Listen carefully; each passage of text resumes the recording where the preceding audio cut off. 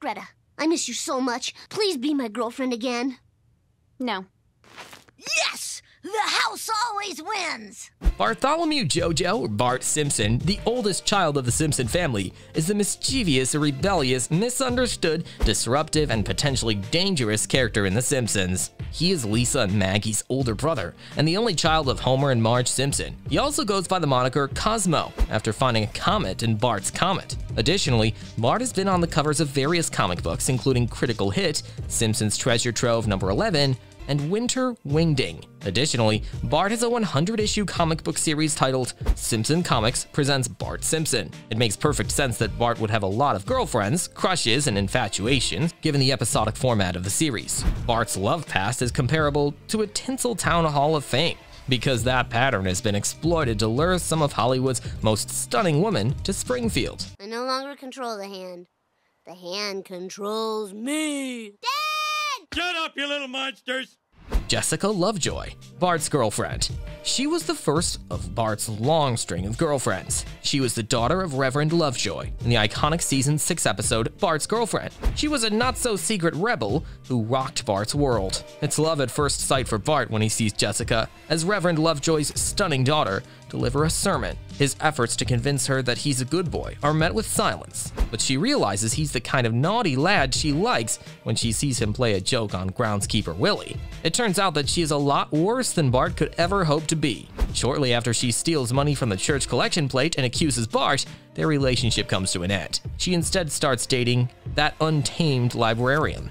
You know, I was considering staying after school and helping teacher clean up. Do you ever think anything you don't say?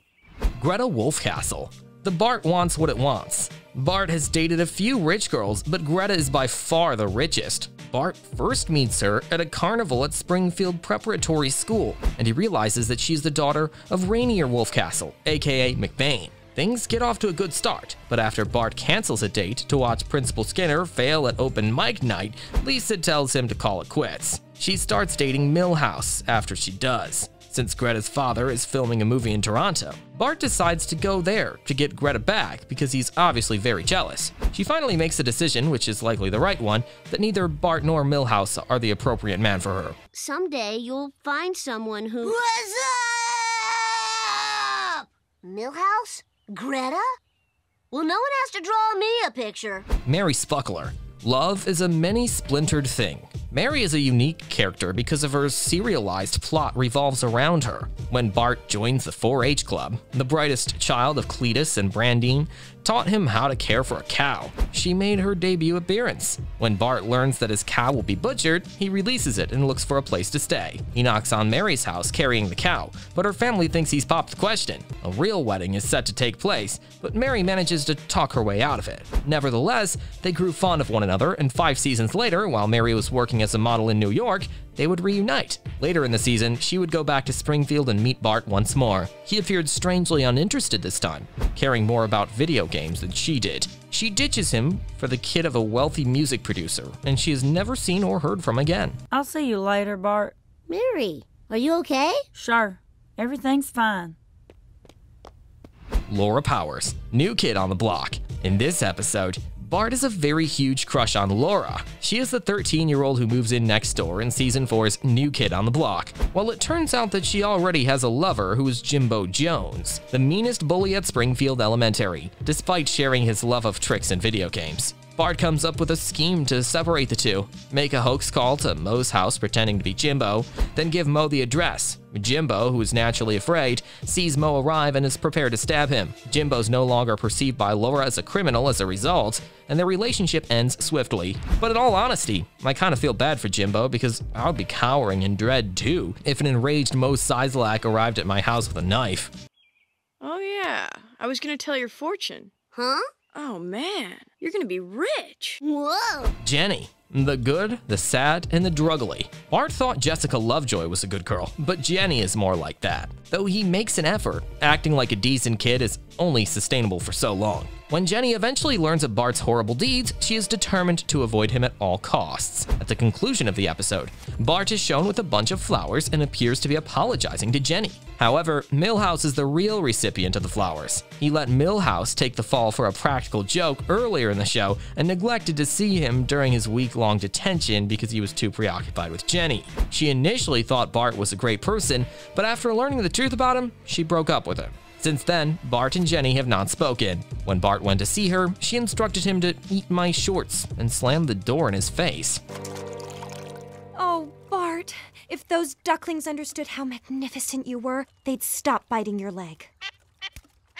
Shauna, beware my cheating Bart. Jimbo and Shauna go to the movies in a later episode called Beware My Cheating Bart. But when they decide they don't want to see the same movie, Jimbo invites Bart to watch it with her. He does his duty to stop other boys from flirting with her at first, but as time goes on, they grow to like one another. Jimbo and Shauna hide out in Bart's treehouse because when Jimbo learns he intends to get back at Bart, Shauna ultimately realizes she doesn't want to be with Jimbo or Bart after the crucial confrontation. Hey, name tag. Do you know who her boyfriend is? Jimbo Jones. I gotta go sort tortillas. Corn, flour, corn, no gluten, corn. Darcy, little big girl. Okay, this one was just plainly absurd. Mayor Quimby grants Bart anything he wants after one of his practical jokes unintentionally saves a town. For whatever reason, Quimby offers him a license when he requests for one. Bart then has to chauffeur Homer everywhere before ultimately taking off and arriving in North Haverbrook, where he meets Darcy, a person about 5 years his senior. Then she admits to being pregnant and says Bart will be the child's father. In the end, Darcy is reunited with her family, who surprisingly accepts the news of her pregnancy. However, there was simply too much absurdity in this episode for anything to be taken seriously. I wanted you to marry me so my baby would have a dad. I'm very religious that way. How religious can you be if you're pregnant? Good answer.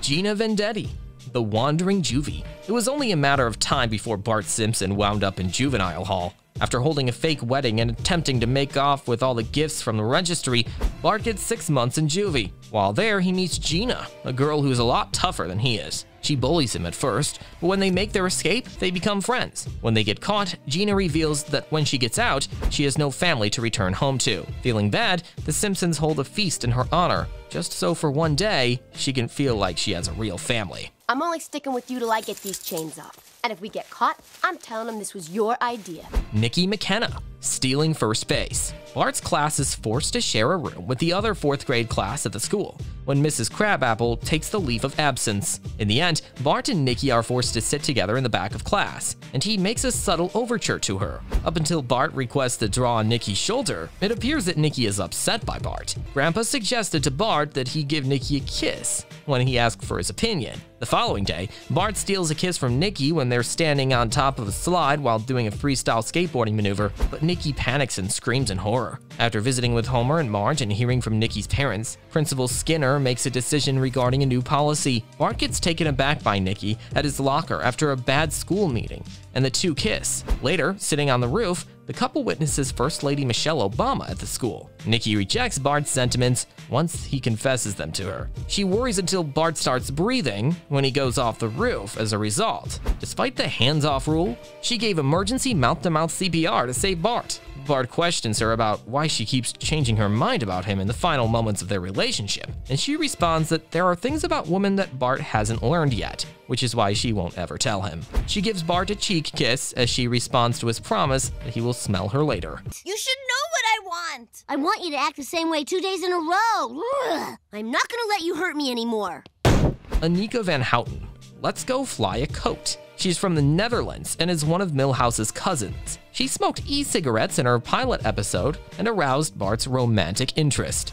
Due to this, Bart started smoking as well, but Marge and Luann forbid the two from ever seeing each other after they learned of this. Bart revealed to her that he didn't like her, despite his interest in her. He even went to the airport to see her off, partly because the only time she was truly polite to him was when she needed something. She's also a supporting figure.